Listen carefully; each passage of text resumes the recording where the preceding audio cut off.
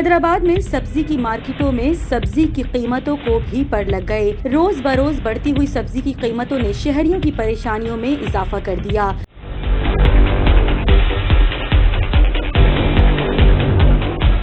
टमाटर हो, प्याज हो या अदरक, तमाम ही सब्जियों की कीमतें आवाम की क़ुव्वत खरीद से दूर हो चुकी हैं। गोश्त तो गरीब आदमी की पहुंच से बहुत ज्यादा दूर दिखाई दे रहा है। आपको बताते चले कि टमाटर 2 से 280 रुपए, प्याज 80 से 100 रुपए और अदरक 600 से 720 रुपए, आलू 60 से 80 रुपए, हरी मिर्च 220 से 300 रुपए फी किलो फरोख्त की जा रही है। हैदराबाद के शहरियों ने सच्चर न्यूज से बातचीत करते हुए बताया कि 200-300 रुपए कमाते हैं। इस महंगाई के दौर में हम अपना गुजर बसर कैसे करें? हमारी वजीर आजम इमरान खान और वजीर आला सिंध सैयद मुराद अली शाह से अपील है कि कम से कम सब्जियों के रेट कम किए जाएं ताकि गरीब आदमी गोश्त नहीं तो सब्जियां खा सके।